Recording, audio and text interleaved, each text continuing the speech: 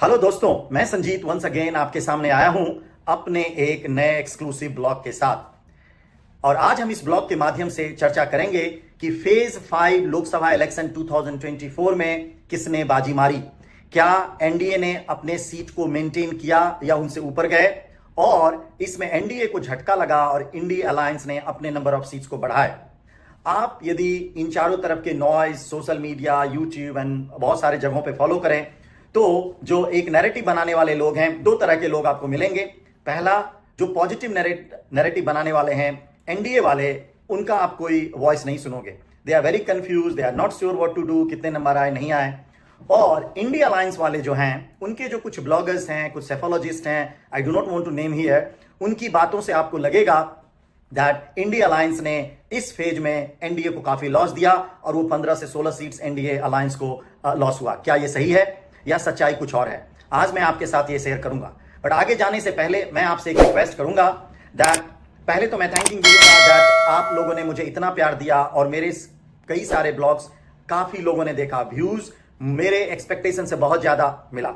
यदि आप ये चाहते हैं कि इस तरह के कंटेंट मैं आपको बनाऊं और आपसे शेयर करूं, तो आई will request you please like, share and subscribe this channel, और वो बगल में घंटी लगाना ना छोड़ें। इससे जब भी मैं कोई भी कंटेंट बनाऊंगा आपके पास पहुंचेगा। अब आप सोच रहे होंगे कि ये चैनल लाइक, शेयर, सब्सक्राइब क्यों करें। यदि आपको ओरिजिनल रियल एनालिसिस चाहिए without going all these noise from which you will get in the Indian news channels, और आपको न्यूज़पेपर्स में जो एक एजेंडा ड्रिवन कंटेंट लिखते हैं, दूसरा एक ऐसे बंदे का एनालिसिस चाहिए जिसकी जो लास्ट 20 ईयर से पॉलिटिकल चीजों को फॉलो कर रहा है, अपना अंडरस्टैंडिंग है, एनालिसिस है, एंड अनबायस्ड होकर के real data, real content and real insight share करें। और third and most important reason, आपको पता होगा suddenly last few years India has become one of the very very important country in the global stage, और जिसका एक consequences ये है कि लास्ट के कुछ दिनों में आप देखोगे वेस्टर्न मीडिया, वेस्टर्न कंट्रीज के एनालिस्ट का Indian election and Indian politics पे कुछ ज्यादा इंटरेस्ट डेवलप हो गया है। तो मेरा ये भी काम है कि ये जो कुछ नैरेटिव डेवलप किए जा रहे हैं वेस्टर्न मीडिया में, including the US, UK, Germany and even then our neighbour countries like in China, Pakistan, इन सारे टॉपिक पे आपको यदि pure, real and appropriate content and analysis चाहिए, then I will request you to please like, share and subscribe my channel. Now come to straight to the topic. Phase 5 elections में total 49 seats पे election हुए।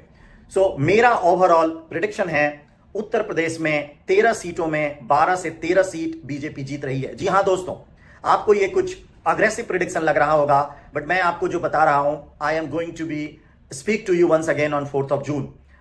Raebareli Rahul Gandhi election हार रहे हैं, और इसका एक और दूसरा, अमेठी में भी मुझे ऐसा लग रहा है कि स्मृति ईरानी जीत रही है, बट वोट का मार्जिन शायद कम हो जाए, और वो जो सीट है वो हो सकता है स्मृति ईरानी जी हार भी जाए, बट रायबरेली राहुल गांधी हार रहे हैं। दूसरा, इंडिया के पास 0 से 1 सीट रहने का अनुमान है, ये उत्तर प्रदेश के 13 सीटों में। जैसा मैंने बोला, अब नेक्स्ट आते हैं महाराष्ट्र। महाराष्ट्र का ये लास्ट फेज का इलेक्शन था, और आपको ये पता होगा कि ये लास्ट 5th फेज के इलेक्शन में महाराष्ट्र में 48 सीट्स में इलेक्शन हो चुके हैं। मेरा ऐसा मानना है एनडीए के लिए ये 36 to 46 में प्रेडिक्ट कर रहा हूं, जिसमें बीजेपी का 25 ±2 seats.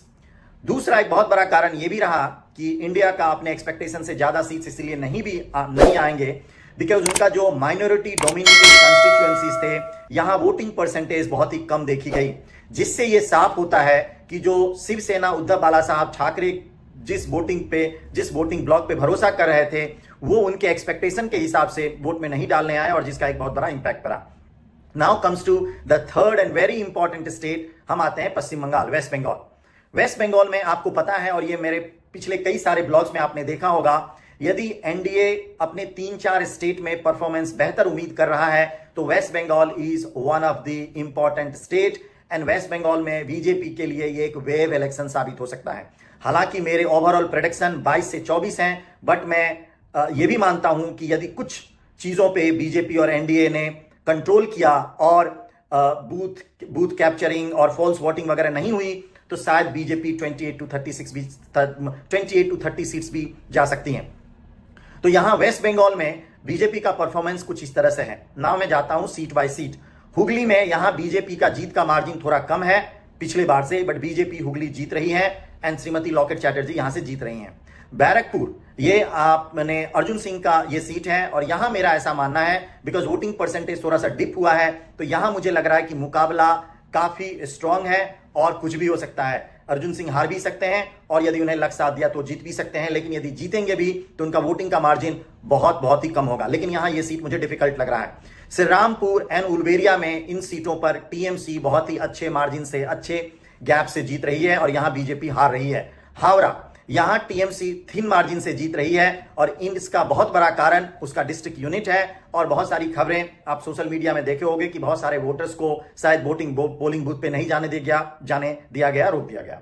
Now comes to the Jammu and Kashmir. This is again a very important state because after abrogation of 370 article होने के बाद दुनिया की नजर इस पे थी कि शायद जम्मू कश्मीर में लोगों का, वोटर का मिजाज कैसा होगा और ये इसे कैसे रिस्पॉन्ड करेंगे। तो मेरी अपनी एनालिसिस, मेरा अपना डेटा क्रंचिंग और मेरे जो प्रेडिक्शन है वो ये बता रहे हैं कि जम्मू एंड कश्मीर में कुछ महत्वपूर्ण सीट्स पर नजर डालते हैं। बारामूला, यहां JKNC जीत रही है, जम्मू कश्मीर नेशनल कॉन्फ्रेंस जीत रही है, ये फारूक अब्दुल्ला की पार्टी है।